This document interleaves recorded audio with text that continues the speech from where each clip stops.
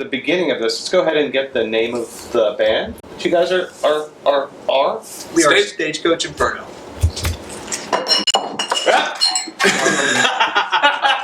Perfect. Excuse me. Pardon about that. Be able to lock it up, dog.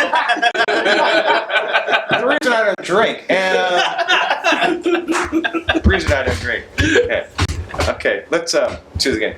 So for the camera, no. Can you go ahead and state your name again? Your band is Stagecoach Inferno. right on. What sort of music do you do? Heavy metal.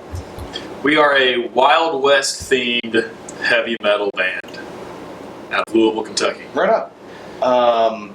I'm not checking my phone. I'm just reading questions for you. So,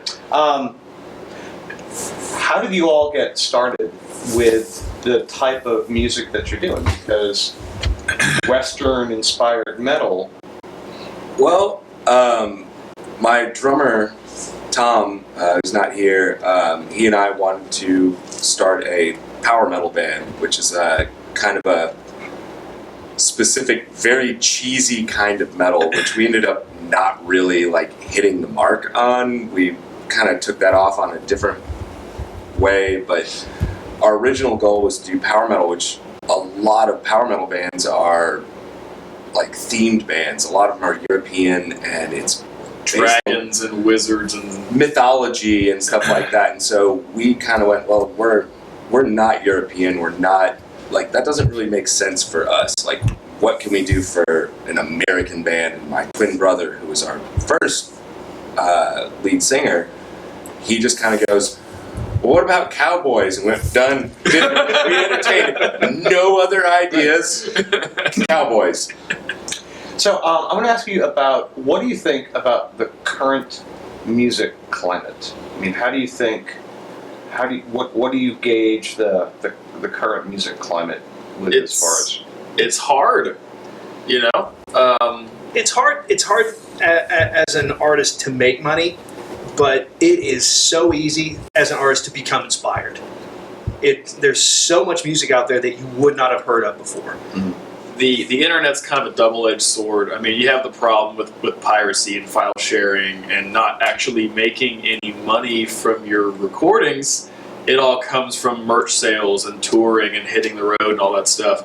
But on the other hand, to market yourself and to link up with other musicians and bands and people and to hear music you never would have heard before with just a couple clicks of a mouse, follow a couple YouTube links, and all of a sudden you found 3 new favorite bands. You know, that's remarkable. That's never been done before. Right. You know, that's really, really cool. But it kind of goes both ways. You know, it's evolved to something different, and it's a matter of adapting to that. Well, I mean, the other thing too is that, you know, because of technology, it's so much easier to make a record. You know, before, you know, years ago, you had to go to a studio. I mean, you could get like home type equipment, but it wasn't. It wasn't cheap. It wasn't cheap, and it wasn't good. It sounded terrible. Like, you had to spend a lot of money to get something that sounded even kind of okay. And you know, now you're able to get like pretty close to, you know, what you would call like studio quality just in a bedroom. Mm-hmm. You know, and that really like allows people to put out all of the music that we're kind of talking about. Of just, I mean, it's become a very DIY age because you can. Yeah. And sometimes you have to. Right, sure. Which is fine because you can. Right, you sure. know, Why wouldn't you? Kind of cyclical there. Right.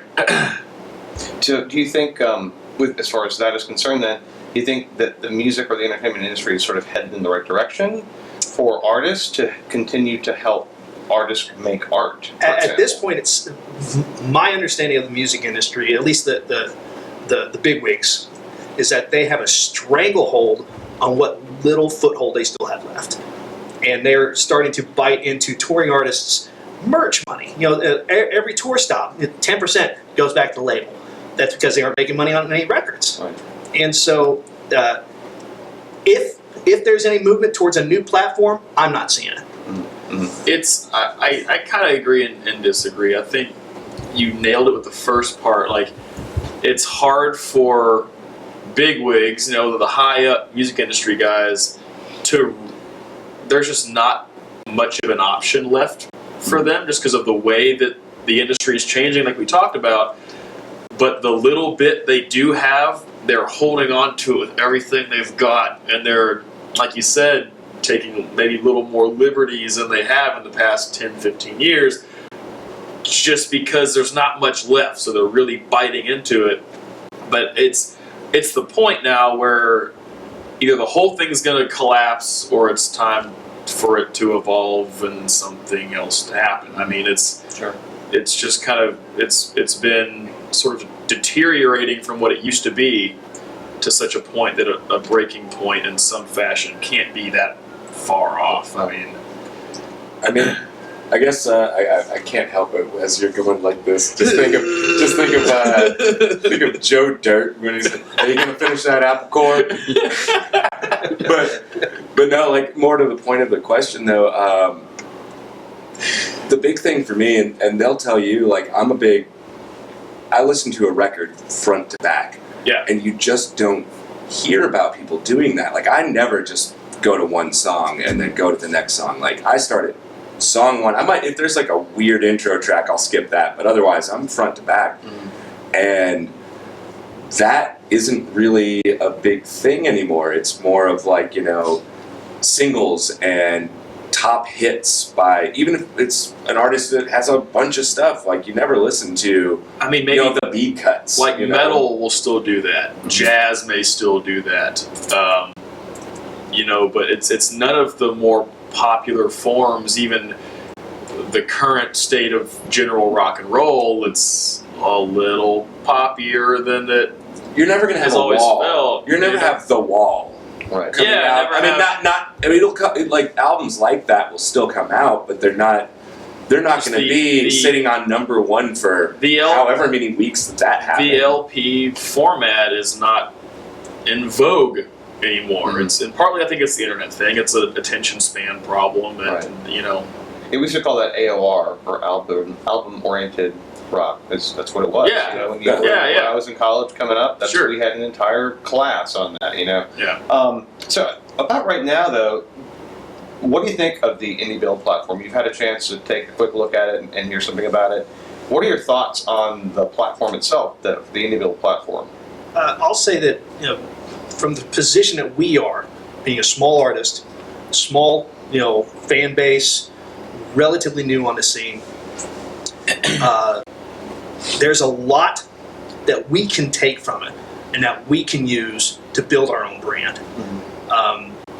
There's not this huge leap of faith into something that we've never seen before. This is all, products and web traversing that we are used to, but it's consolidated. Exactly.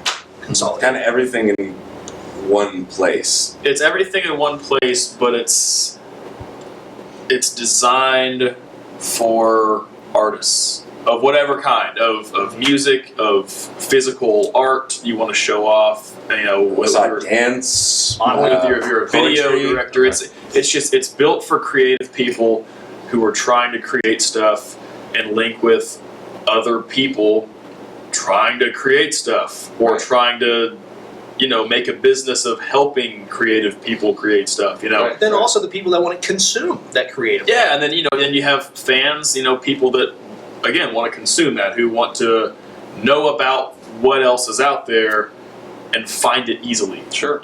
Like I was looking at this too, like when I was looking at the Indie Build site and thinking of individual artists or bands' pages, having some really cool merchandise available right next to your album, right next to your content. Yeah. How amazing is that to be able to sell all that in one place? So that it's real handy. Right. Do you think that once you start using the service that you might, do you think this would be something that you'd recommend to? Sure. To other It musicians? already sounds like something that we're extraordinarily interested in, so that's a good start, right? Yeah, we'll certainly be trying it out. Yeah, we're definitely going to get into it, and as it goes, I think we all can say we look forward to exploring what it can offer and hopefully results Sure. from that. As far as exposure and Money. monetary Mhm. stuff isn't a bad word in our books either. But yeah, we're definitely looking forward to checking it out. And obviously, at the first glimpse of positive feedback or success or cha-ching, Right. of course we're going to recommend it because we have all kind of friends who are in the same exact boat we are, Right. or even have been playing longer than us with less success. So anyone that has a creative product that's worth anything, and they're proud of it. I mean, yeah, why would we not recommend a good service to them Sure. to get into? Sure. That just expands the community in general, which is beneficial to everyone already a part of it. So, yes is the short answer. Oh, good. Oh, yeah. So that's pretty much all the questions I have. For the sake of it, I'm just to spite you, I'm gonna say no. No. It sounds pretty good, but and you had compelling arguments, but I do hate you. We ain't telling no one. I definitely want to add, especially as far as the hope that this service is good and that we would be excited to share it with other artists of our ilk. The big thing for me that I was excited about was the word free. I love that word, Right. especially because we don't make any money right now. Yeah. We're spending money to be every artists. dime this band makes goes back into the band. Yeah. It goes into merch. It goes into gear. It goes into repairs. It goes into gas to travel. It goes into it goes back into the band and recording. Producing that recording. So, to have something like this, we just saw the presentation of it that is free to artists like us and our friends. That's pretty remarkable. It's pretty cool. Yeah. So that's something we're willing to support for sure, just Sure. because of the attitude behind it. Yeah. I mean, one of the wisest women I've ever met, my mother, always did say, if it's free, it's for me. So, Okay. Well, that's about it. I think that's. Thank you so much for spending the time. Oh, thank y'all Absolutely. Thanks for coming down. I mean, it looks like an awesome service. Like, genuinely, like, once it, you said April? Once it launches, I'm really kind of, April 2nd. You will April have 2nd? April 2nd. Yeah, you will definitely be when you get a chance to get online. Maybe at work. Not here. not here. We do all have internet at home. When you get a chance to go online. Well, he's a troglodyte. I don't know yeah. about him. But. Sign up. You can go in and we're- and pre- Yeah, pre-register Yeah. and all that. Yeah, absolutely. and then as soon as it goes live, you'll be.